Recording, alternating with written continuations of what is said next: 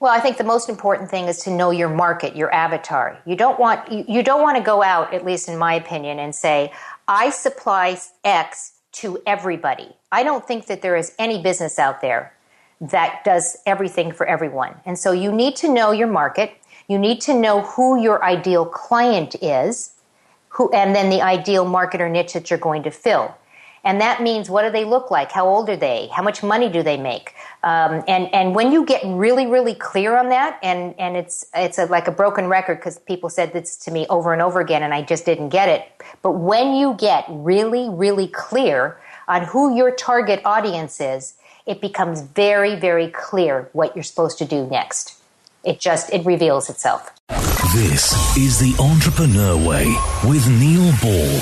Unlocking the secrets of successful entrepreneurs 7 days a week. Subscribe to our podcast and follow us on Twitter at Neil D. Ball. Napoleon Hill said the power of the mastermind is the driving force. To discover how you can unlock the potential in your business using the power of a mastermind, go to mastermindunlimited.com.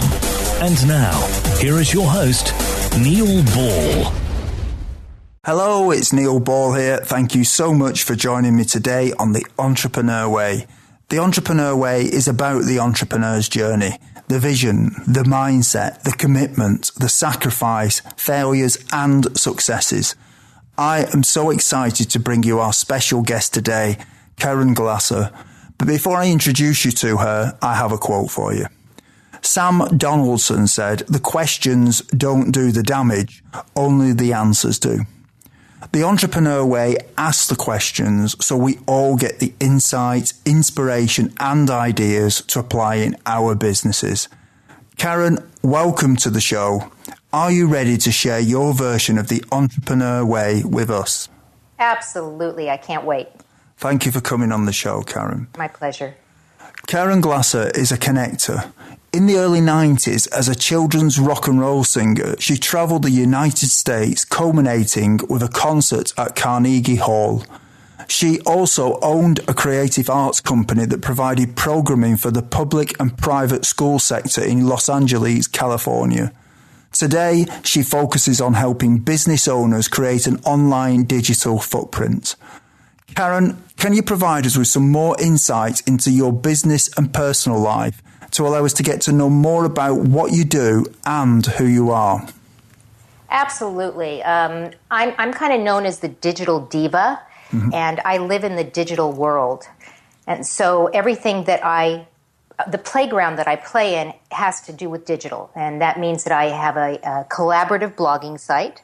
And on that collaborative blogging site, we house podcasts and web TV shows, and we show people how to create digital assets so that they can be found. And I just love doing that. I have a couple of web TV shows. I do a podcast. I have a publishing house. I have a mobile app company. You name it, I have my fingers in it. And it's just a lot of fun to be able to see the light bulb go on when I work with people. Mm-hmm. And how do you make money out of what you do? Well, through my membership sites. My collaborative blogging site is a membership site, so I get paid on a monthly basis, a subscription fee, so to speak, from the people who have their channels housed in my network. I also have programs and services that I provide. I really like working with people, though, one-on-one. I find that I do my best work that way, and that I get paid for that as well. Mm-hmm. So that's like coaching, is it? Is that what you mean by that? You know what? I don't really call myself a coach. I call myself a teacher. I'm an educator. I help people learn how to do certain skill sets. Mm-hmm. How would you differentiate between a coach and a teacher? Because I think the big differentiation for me is that I am teaching them skills and holding their hand and helping them do it, where I think that a coach will give people the tools, and they might come back the following week to let the coach know how they did and what they did. I literally hold their hand and do it with them, because the technology can be very, very complicated if you want to make it complicated. So I help people take the complication out of it. Mm-hmm. And what do you enjoy most about what you do? I would say the thing that I enjoy most is when the light bulb goes off and I can almost see it over somebody's head when I teach them a skill, when they literally will say to me, oh my gosh, I can do that. And for me, that is the end game. I just love seeing that. That just makes it all worthwhile. So could you give an example of that kind of thing happening? Oh, sure. Absolutely. Yeah. So there's a lot of great tools and things that are going on in the online world. And when I show people that they can use some of the new video platforms that are out there, let's say Periscope or Meerkat or WhatsApp or Snapchat, where they can literally create video on the run without having any knowledge or skill other than being able to push a button and talk into their cell phone camera, and they've created content. And when they realize that they've done that and now they can use that for a product that maybe they want to sell, or maybe informational things about their products and services that they can put up on YouTube. So when that light bulb goes off that this is really not hard, this is really quite simple, and then they say, I can do this, that's exciting. Mm-hmm. And what is it that drives you? What drives me is to show up in service. So I just want to help people. And at the end of the day, if I didn't have to ask for money, I probably wouldn't. I would probably give it all away, but I know that's not a good business model. So, if I'm totally honest about it, it would be really nice not to have to worry about finances and just help people and to be of service. And that really is what drives me. What gets me up in the morning. Mm-hmm. Who can I help today? And how do you relax when you're not working in your business? Oh, you're making the assumption that I'm not working in my business all the time, Neil. I'm always thinking about my business, but when I do so-called relax, I needlepoint. I do things that I can focus on that takes my mind out of my business, because it's very hard for me to relax and take my mind out of my business. I wasn't kidding. I think about it 24 hours a day. Mm-hmm. So I have to do things that make me focus. So I'll read a book. I will needlepoint. I will take a walk with my dogs, that kind of thing. And do you have any entrepreneurial role models? I do. I really like Tim Ferriss. I like the whole 4-hour work week premise. I really like Perry Marshall and the 80-20 book that he wrote. That's in the public arena. And in the more local arena, the people that I look up to are people like Kathy Stover, who I believe is one of the best social media strategists out there. Tim Altvater, who is a funnel specialist, creating your funnels online. Casey Eberhardt, who I think you know. Yeah. He's the networking pro and a really good friend of mine. And, they've all seen good times and bad times. And, they know where they're coming from, and they're able to impart that knowledge with me by reading their information, listening to their podcast, watching their shows. Mm-hmm. Caren, can we just talk about the time before you were an entrepreneur? Well, I have actually a very interesting story. I am a retired clergywoman of the Jewish faith. I'm a cantor, so I sing by profession. Mm-hmm. And I was with a congregation for 20 years. And it was very rewarding. And again, another 24-hour day, 7-day-a-week job. There seems to be a pattern with me, a theme with me. But I really, really enjoyed what I was doing because, again, all I did was being of service to my congregation.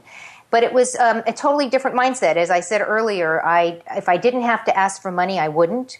When you're working at a 9-to-5 job or a 24-hour day job where you're making a salary, that money is not really at the forefront. You're going to get paid no matter what. That's a big difference. So that was a mind shift for me and a very big mindset that I had to focus on when I went into the entrepreneurial world. Mm-hmm. And what other difficulties did you have to overcome when you started your business? Well, as I said, I was used to a paycheck for the 20 years before. And now I had to ask for the money, and that was just not easy. And I also made some really basic mistakes that had I really thought about it, and I should have thought about it, like when you start a business, there's certain things that you really should do. And that means, keeping records and doing all those kind of things and having your accountant and your legal stuff and all of those things. And unfortunately, since I had never been in business for myself, truly been in business for myself, I didn't know to do that. So I tripped and fell and failed my way all the way to success because I didn't know to do those things. And did you have any doubts that delayed you starting your business? No, I had absolutely no doubts at all. I just wanted to start. I was no longer doing my other job. I found myself I had just moved to Northern California, and I had left my family. I had no friends. I didn't have a job, and what was I going to do? So I was highly motivated to go do something, and I just did. I just started. And I tend to tell people sometimes it's just taking that first step, and that's exactly what I did. Mm-hmm. So when you moved to California, did you move there with the intention of starting a business, or did you decide to start the business when you'd got there? I decided to start the business when I got there. I really didn't know what I was going to do when I moved up to Northern California. I moved up for personal reasons, and I knew that if I wasn't the type of woman just to sit around in the house and eat bonbons and watch soap operas all day long. That wasn't going to be me. So I knew that I had to do something, and I wanted to do something that I had a great love for, and that's how I got into the digital world and teaching digital. Mm-hmm. You mentioned earlier that you obviously had to figure out that you had to keep records of things financially, but what other mistakes did you make that slowed your journey? Well, do you want the whole list? just the ones that stand out in your mind, the highlights. As I said, I didn't keep track of my expenses. I didn't keep track of my income. So when I went to the accountant for my first year of taxes, I couldn't even tell him if I had made money or not, and how much money I had spent. And he, of course, slapped my hand and said, don't do that anymore. And, and at the same time, I couldn't understand why I didn't have any money. And he explained to me, well, the reason why you don't is you have no idea what you're spending and what's going out, and you have no idea what's coming in. So how will you possibly know what you're actually making or not making? And in my case, I was not making money. So I worked very, very hard for a couple of years, not making a single penny. In fact, really losing my shirt. I lost everything.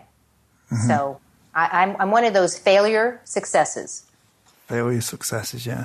So you really did what you talked about earlier. Were you teaching at that point as well? Were you doing what you're doing now? I was, but I wasn't asking for money. Yeah, so that's what you said at the beginning. You said you fancied doing that, so you've already done it. I gave it all away. I truly gave it all away because I don't think I had enough faith in myself that I really knew what I knew. That's different now. I mean, I truly know what I know, and I can teach along with the best of them. But back then, I was just happy that somebody was asking me for some help. That made me happy.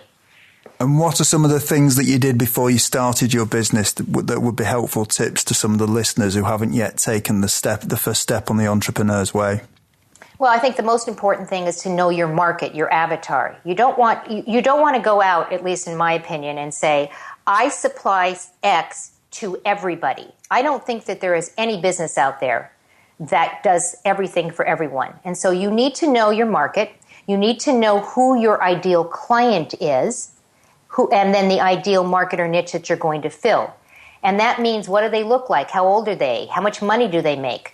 And when you get really, really clear on that, and it's like a broken record because people said this to me over and over again and I just didn't get it. But when you get really, really clear on who your target audience is, it becomes very, very clear what you're supposed to do next. It reveals itself. My feeling on what you've just said there is that most people who are in business think they know who the customer is, but might not. What's your opinion on that? Do you think I agree with you. Yeah. I agree with you. I think they're way too vague. So I when I work with people and I'll say, so who is your market? Who is your target? Everyone. Or they'll say, I work with, let's use the word coaches. I work with all coaches. Now we know, there's life coaches and there's business coaches and there's financial coaches. So I find it hard to believe that somebody literally can work with every single coach. And I think that is a challenge to really, niche it down and figure out exactly who you're working with. What I'd like to do now, Caren, is talk about the entrepreneurial journey a little bit more. So do you think culture is important from the beginning in a business? I absolutely think it's important. In my case, integrity, being authentic, being who I say I am, being honest and truthful. In the online world, and you may or may not have experienced this yourself, Neil, there are some slimy, sleazy people out there that will sell you your own shoes back if you're so inclined to buy them. And so for me, I think it's important that whatever line of work that you're going to go into, whatever business you're going to start as an entrepreneur, that you present your best self, because at the end of the day, people are going to work with those who they have a know, like, and trust relationship with.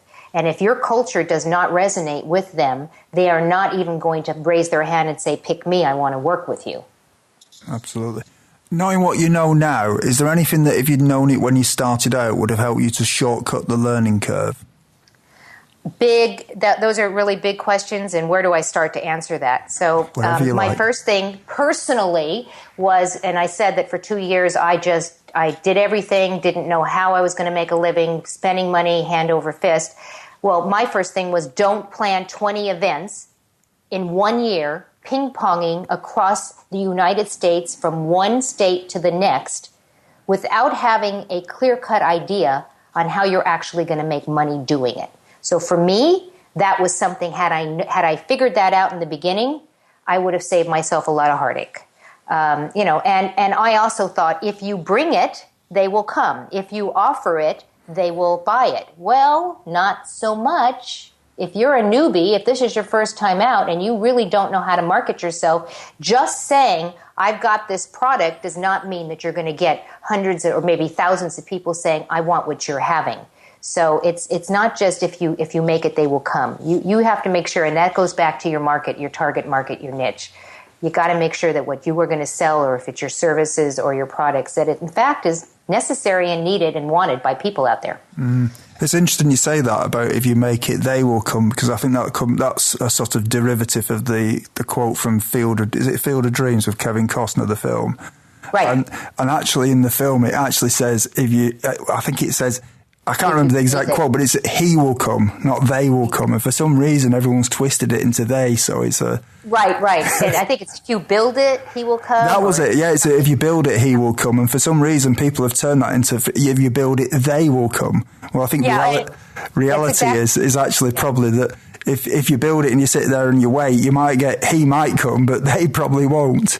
They probably won't. And that's what I say, not so much. Maybe when you are established, and maybe when people are hanging on every word that you say, if you bring something to the market, yes, they will hang on that and they will buy it. But if you're just starting out in the market, I doubt it. Not so much. And how much does gut feeling influence your decisions in your business, Caren? I would say 99.9% of the time I go by my gut. Okay. If it feels good, if I feel that I'm in alignment with it, that it is in my playground that I play in, I will not think about it too much. I will jump in and I'll do it. And what advice would you give to other business owners who may be struggling at this moment in time? Well, I think it depends on their struggle. I think that there's no such thing as an overnight success.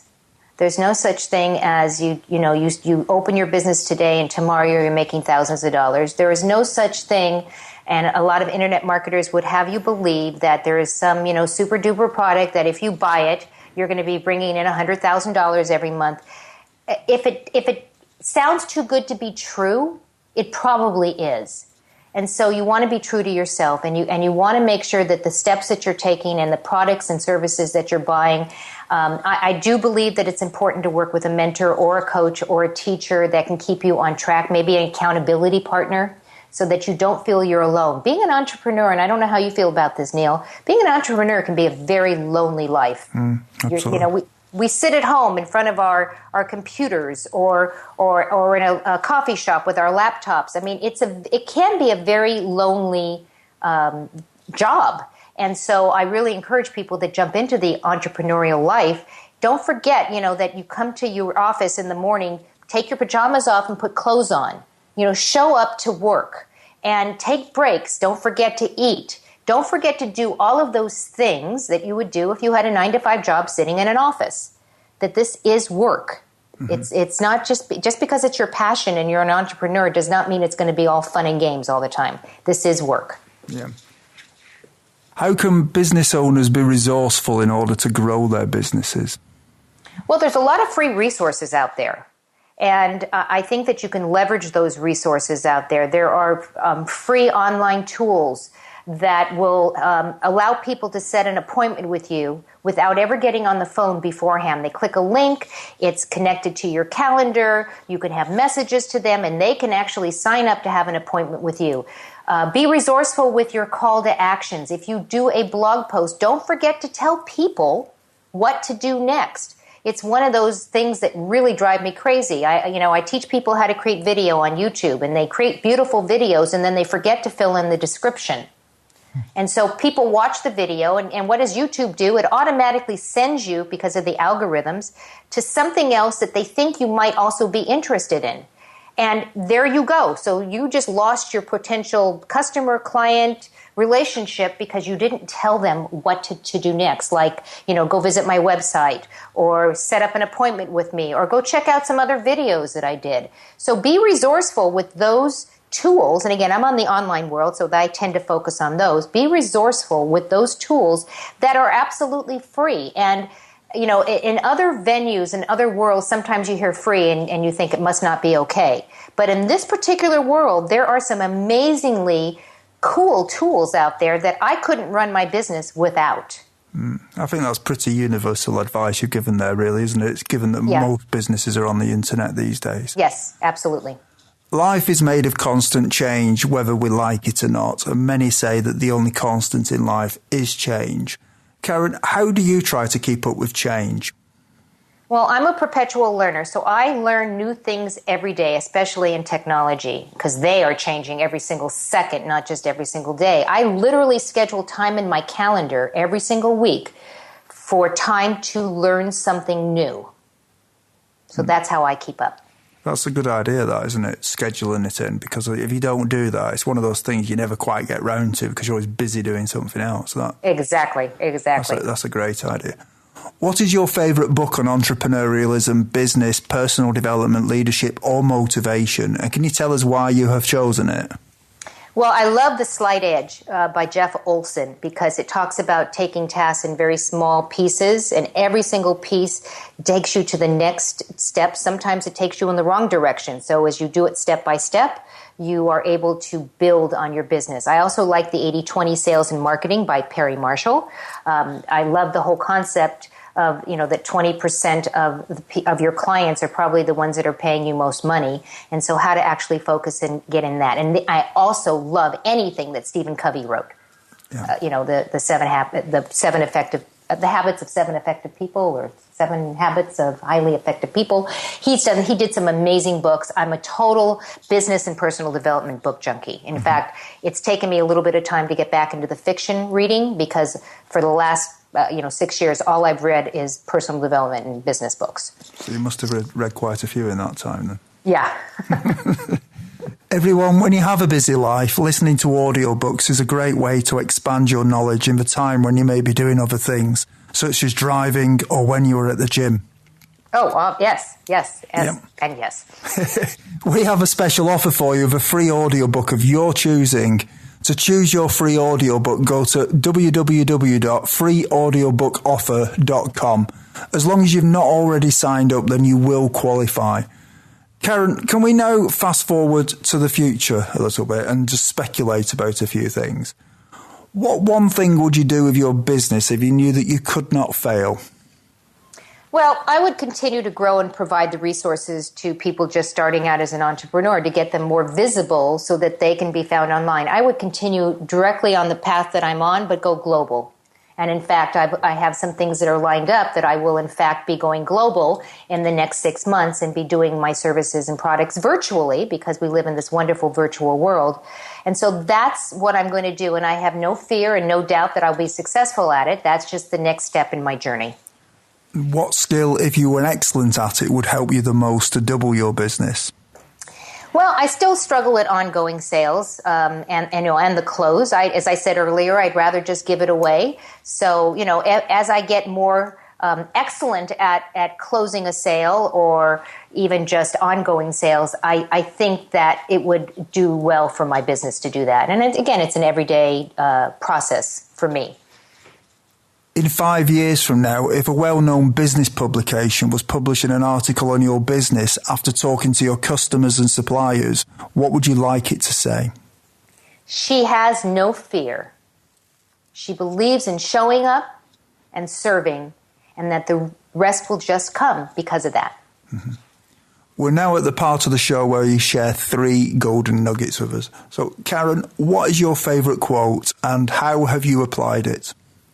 Well, my favorite quote is actually one that I created, and I've been using this probably for around 20 years with my congregants when I was in my synagogue, and I use it now with business owners, and that is, what's the worst thing that can happen, and can you live with it?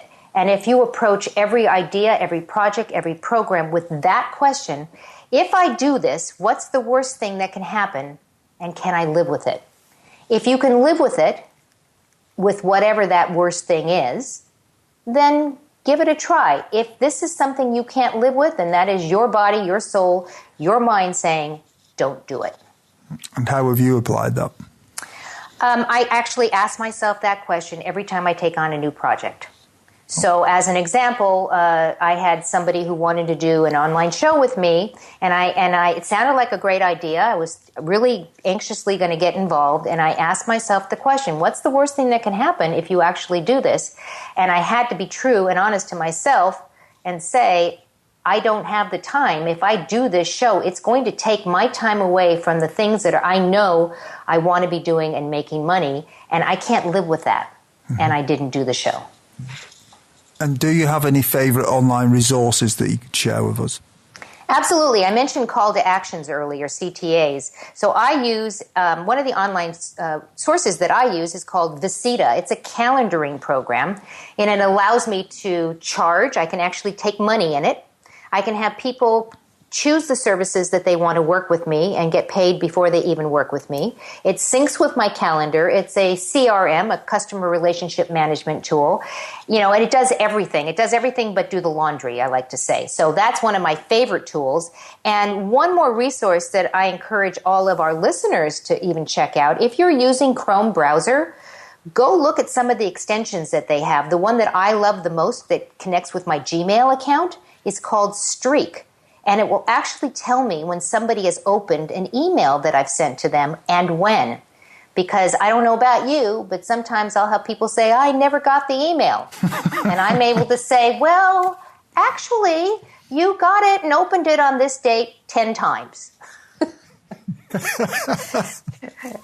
It's a great tool. And it's free. And it's absolutely free. Both of those are free, by the way. Visita's free and so is Streak. Thank you for that. What is your best advice to other entrepreneurs? Well, figure out what you're passionate about, what gets you up in the morning, and see if there's a market for it. And then just start. And then the most important thing, and again, going back to the mentoring and accountability, once you've decided what it is that you're going to do and that there's a market and you're going to start, find someone in your field that you can ask to mentor you. Do what they're doing. Find out what they're doing. It's a lot of people will say yes. Yes, I'd love to mentor you. It's good for their ego, and it's also good because most people show up wanting to serve, and if they can help somebody else be successful and move forward, they're going to help you. They will. Just ask. Everyone, if you didn't manage to get a note of Caren's favourite resource or her favourite books, you can find the links on Caren's show notes page. Just go to theentrepreneurway.com and search for Caren starting with a C or Caren Glasser in the search box. Caren, is there anything else that you'd like to add about your business? I think the only thing that I would add about my business is that my business is just like anybody else's business in the entrepreneurial world. We are all hopefully passionate about what we do. And if you're not passionate about what you do, you might want to reconsider doing something else, because the whole concept behind being an entrepreneur is that you're not at a 9-to-5 working for somebody else. You're an entrepreneur. You're working for yourself. You are the one that has the feeling of wanting this to be successful. So, in my business, it's the same thing. This is my business. I take full responsibility for my business. I take full responsibility for my clients and my customers, and I want to have a relationship with them that stands out amongst many as being one of the best relationships that they have. Thank you. Caren, as the digital diva, you've certainly shared a lot of universal advice that I think a lot of people can apply in their businesses. So thank you for that. And you've also given us some great insight into what it takes to be an entrepreneur and everything. So thank you very much for coming on the show. Thank you so much for inviting me. I just love what you're doing, Neil. Congratulations. Thank you very much. You're welcome, by the way. Thank you. Bye. Thank you for listening to The Entrepreneur Way. Subscribe to our podcast and follow us on Twitter @Neil D. Ball.